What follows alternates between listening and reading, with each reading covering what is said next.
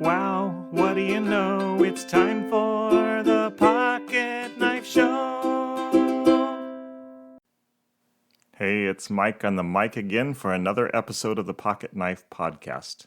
I'm once again sharing content which, if you're a parent of young children, you might want to hold off on sharing with them until a time when maturity warrants deep thought on difficult subjects.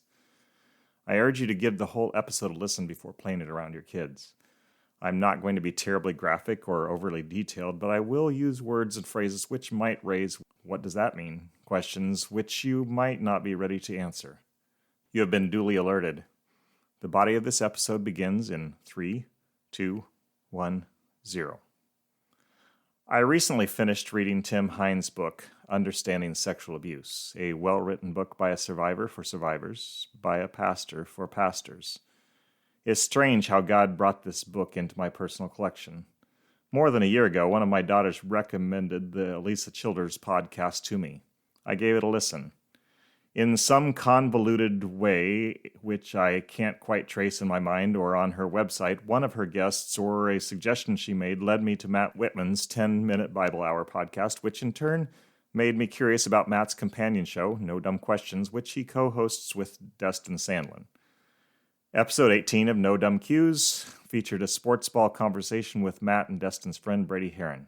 In their conversation, they talked about one of Brady's other projects, the Unmade Podcast, which Heron co-hosts with Tim Hein.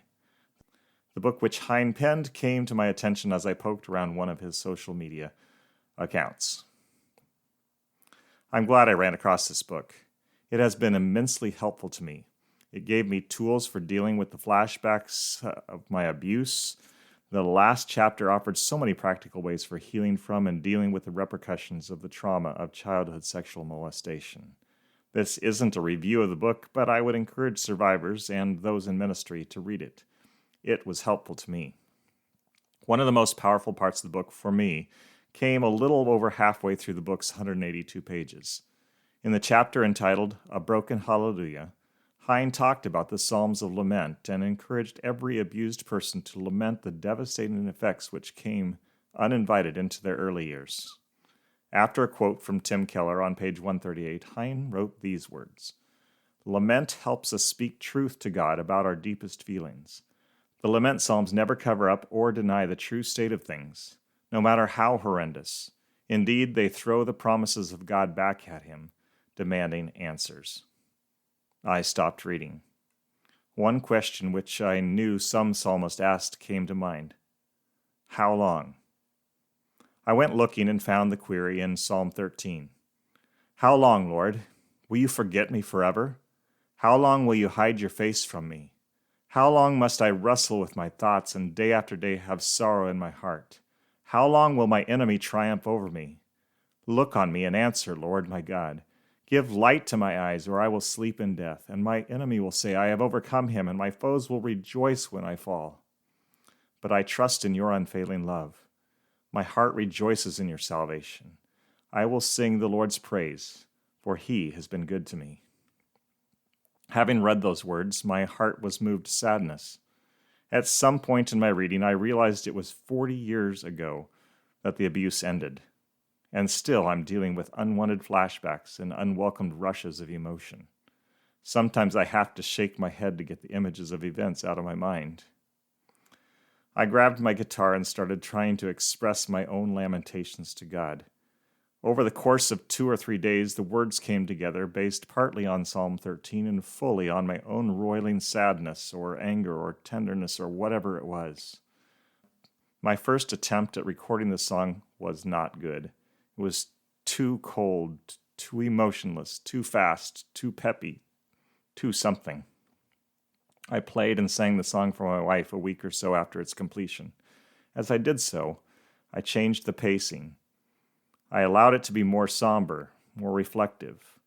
The next day, I recorded it. I offer the song to you now. I hope if you've experienced trauma of any kind that my words will point you toward God and his healing. When the song is done, I'm going to leave it hanging. No jaunty outro this week, just the ringing of the final chord, and then a minute of silence. As you listen to God in the silence, I encourage you to reflect on what you've heard. before you hurry on with life.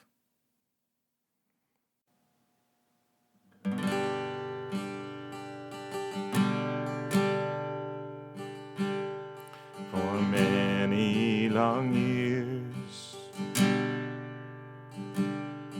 I've hidden how I feel. My shame is all that's real.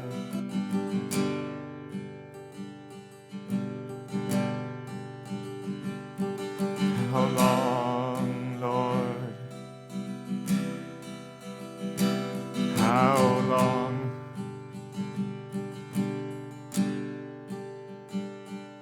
For many long years, pain has been my food. I cry out and no one's moved.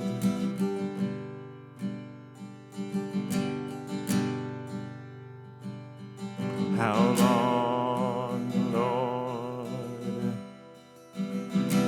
How long? For 40 long years, thoughts come unwelcome, undid and undoing me.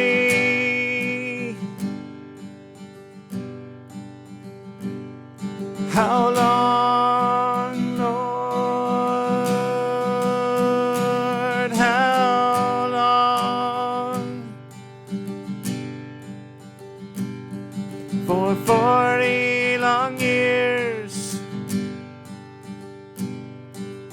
memories flood my heart, while hot tears fall down my face.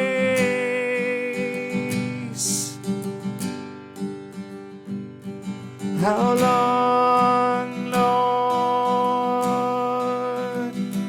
How long? For how many more? Look on me and answer, give light to my soul before I die. How long, Lord? How long? For how many more?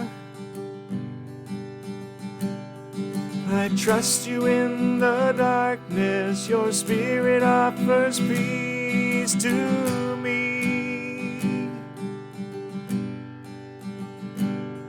How long, Lord? How long? How